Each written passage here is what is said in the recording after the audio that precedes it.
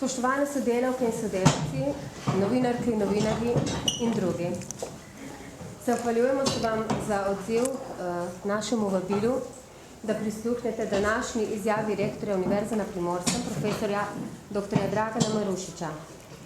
Nanaša se na anonimni dokument, ki je bil v javnosti posredovan prejšnji teden, to je 22.10.2013.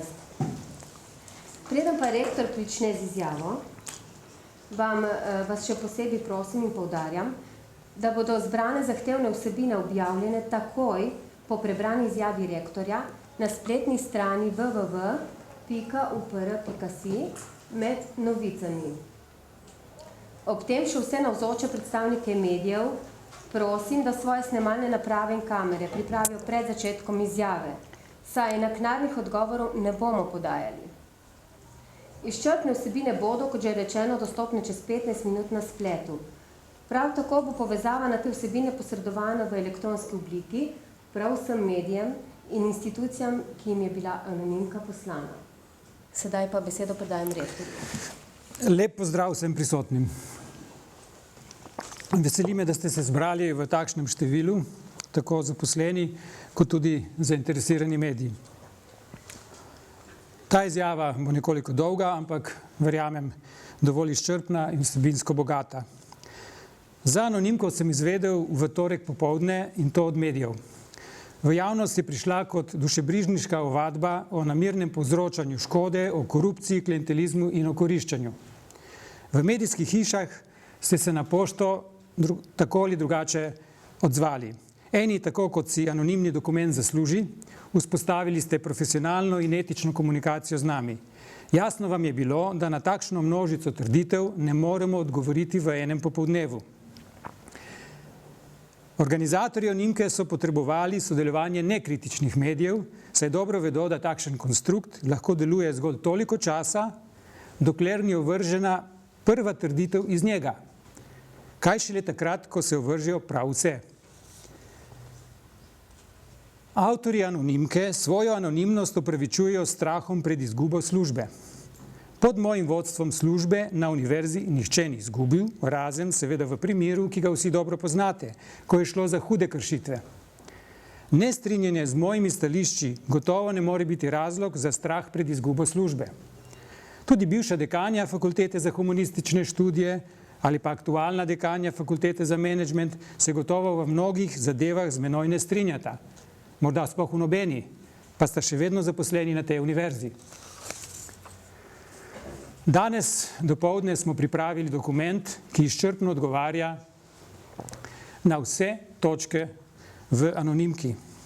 Kot je povedala PR-ovka te univerze, bo takoj po koncu mojega govora to na spletu. Sami boste lahko potem presodili, kakšni plemeniti nameni so avtorje vodili pri pisanju. V objavljenem dokumentu boste lahko prebrali, da so vse zaposlitve in imenovanja, vključno z mojo sorodnico in drugimi izpostavljenimi, zakonite. Sicer pa, zaradi majhnosti Kopra in Slovenije, se težko izognemo temu, da je več sorodstveno povezanih zaposlenih na isti inštituciji. Zato se sploh ne gre čuditi, da imamo prav na naši univerzi primer, pri katerim je to število znatno večje od 2. Med plačili, ki naj bi jih urejal za prijatelje, anonimneže posebej žuli odvetnik. Enako sta mi že javno očitala moja predhodnika, da namreč preveč zapravljam za odvetnika. Spet nekaterimi pa tudi očitajo, da je ta odvetnik pri svojem delu preveč uspešen, da preveč pravd dobi. Tezo o koruptivni naravi sodelovanja z odvetnikom so anonimni avtorji že preizkušali marca letos s prijavo na Komisijo za preprečevanje korupcije in jo večkrat poslali tudi medijem. Poglavje o odvetniku je zato temeljito obdelano tudi v našem dokumentu. Preliv na torti obtožb anonimnih avtorjev je seveda praznovanje mojega rojstnega dne na domnevno fiktivni konferenci. V resnici so znanstvene konference v počastitev okroglih jubilejev znanstvenikov običajna praksa, tako v svetu kot tudi pri nas. Če pogooglate gesla, kot so na primer A Conference in Honor of, pikice, TH, Birthday, boste dobili na tisoče zadetkov. Mislim, da več kot 13.000 zadetkov. Tudi zadetke iz Slovenije in tudi zadetke iz Univerze v Ljubljani, kar bi njihov PR-ovec moral vedeti. Ta konferenca se je od podobnih raziskovala zgolj v tem, da zanjo jaz, jubilejec, nisem vedel naprej, saj so mi jo pripravili moji znanstveni sodelavci kot presenečenje. Z organizacijo nisem imel nič. Anonimneži so našli mnogo sumljivih stroškov na IAM-u in na Famnitu, ki sta znanstveno-raziskovalno izredno aktivni inštituciji. Na primer, plačila za muzeum Doris Božič SP po 10.000 evrov letno. Zakaj gre tu? Gre za stroške nastanitev gostujočih profesorjev in raziskovalcev ter udeležencev poletnih šol za srednješolce iz naravoslovja, računalništva in matematike. Standard nastanitve pri Dori se res ni posebno visok, a matematiki in naravoslovci glede tega nismo zahtevni. Cena postelje pa je med najbolj ugodnimi v mestu. Namigovanje anonimke, da so to stroški rektorjevih kavic, je torej brez vsake osnove. Kave si plačujem sam, že vrsto let, preko mize 17. Če je razprava o plačniku kavic morda zabavna, pa je trditev anonimnežev, da naj bi se dogovoril z vdovo po pokojnem bratu, da je univerza izplača celo več, kot je sama zahtevala, prav morbidna.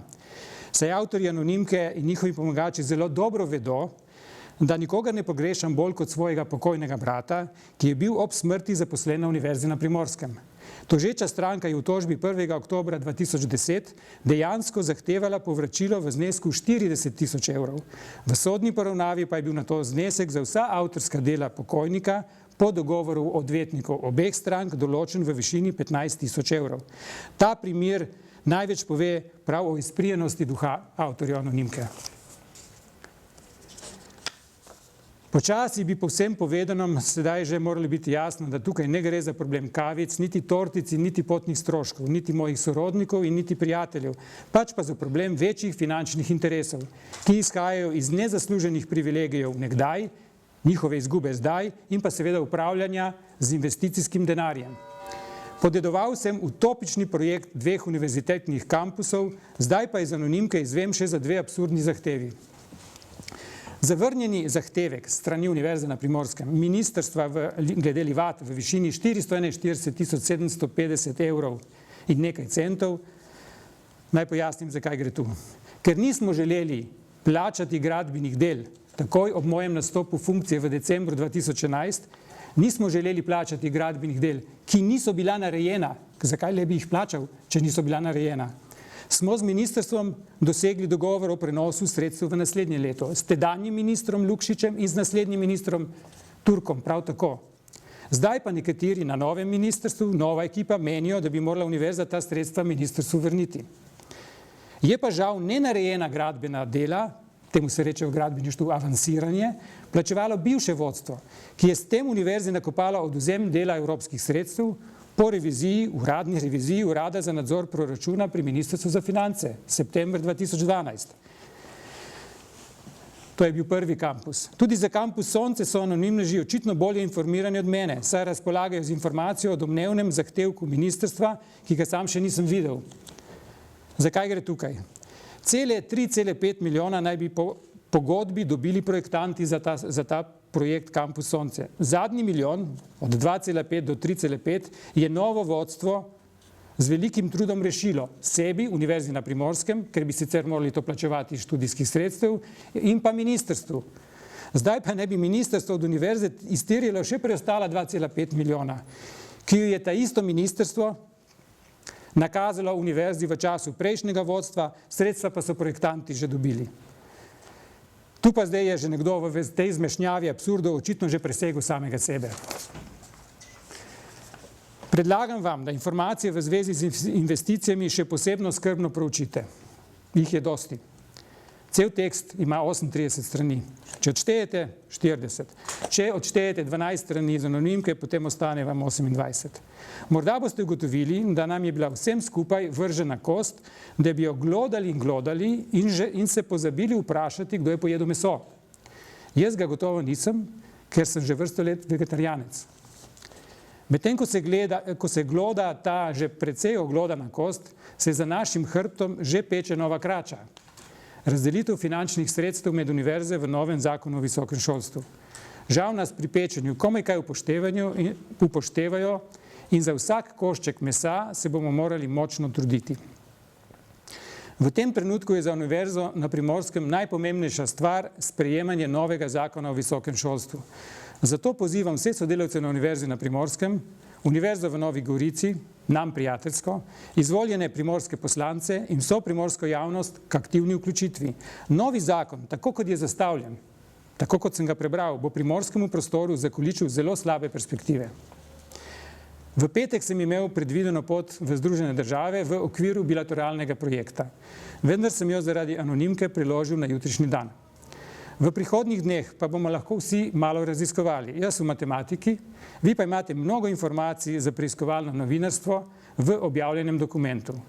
V tej zadevi namreč ne gre le za blatenje, pač pa tudi ob vsem, kar sem povedal in je obširneje zapisano v našem dokumentu za krivo ovadbo.